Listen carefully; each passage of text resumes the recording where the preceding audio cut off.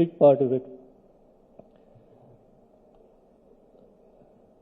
So one thing is to have the workforce and have the education system drive it.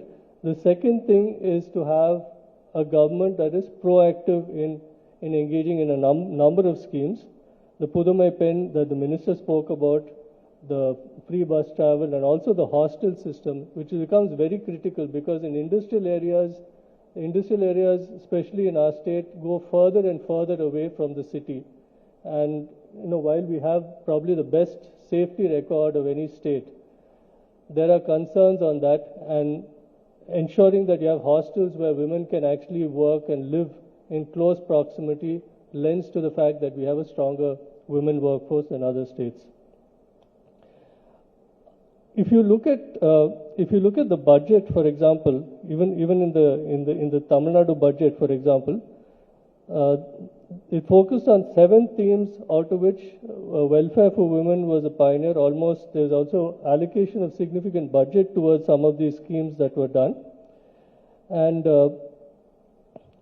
while we talk about women workforce, I also want to talk about women-led businesses. And this is a very interesting statistic, and this goes across different segments of business.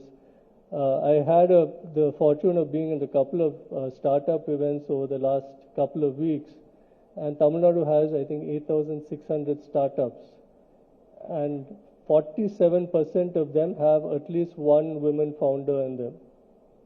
This is across the state. Talking about going from Kanyakumari to Tirunelveli to Coimbatore, and across the state, the statistic is there. If you look at women-led businesses, there are over 1 million women-owned establishments in this state alone.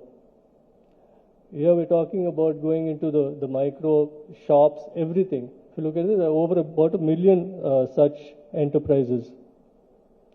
The literacy rate, of course, is significantly higher than the national average.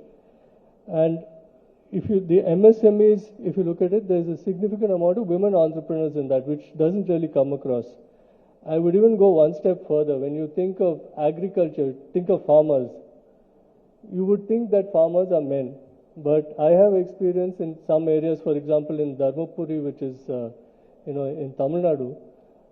A lot of the men actually went to the cities to seek jobs. The farmers were women. There were villages where 95% of the farmers were actually women. And they were thriving, and they were very interested in learning best practices in agriculture. So the state, I'm just talking about the fact that the state actually has empowered women, and this is one reason why we have performed so well.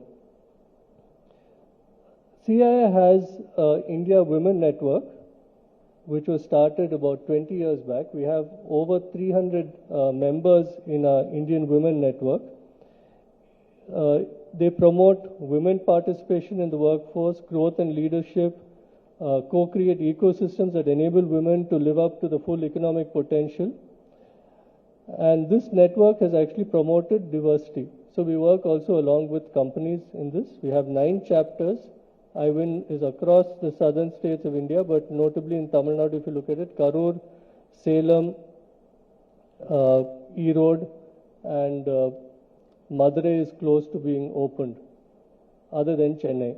So it's fairly well distributed, much like the CI system, it goes across the state. IWIN gives a platform for women to interact with other women in the workforce. Some of them are leaders, some of them are at management positions. And this interaction actually creates a network, and the network actually gives a lot of confidence to the women in the workforce. I've had an opportunity to participate in seminars and training programs, and to improve the statistics of women in lead roles, we also provide career counseling for women who are working in CIM.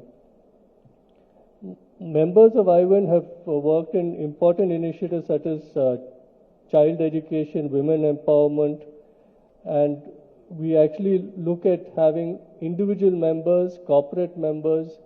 So it is something that we're trying to build up, where we create a foundation in CI which gives support to women in Tamil Nadu and in India. As in most initiatives in CI, it was started in Tamil Nadu, now it's become a nationwide initiative. So today, as we celebrate women and women in the workforce, we also need to recognize the fact that much as we have come a long way, there is still a lot to do to improve the equality. There's a lot of unconscious bias in people. It is a struggle actually when we try to increase women employment. There's a lot of unconscious bias which is there that we need to fight against. It's something we have to recognize that is there. And the minister mentioned that almost 50% of the government workforce is women. So I wish the corporate sector was half as good as that. We are not. There's a lot of bias, and I think as business leaders we need to push that, and only if there's a mandate from the top do I see things changing and progressing going forward. With that, I'm very grateful for the Hindu group for designating the Indian Women Network of CI as industry partner, and I'm delighted to be here and look forward to interactions further in the day. Thank you very much.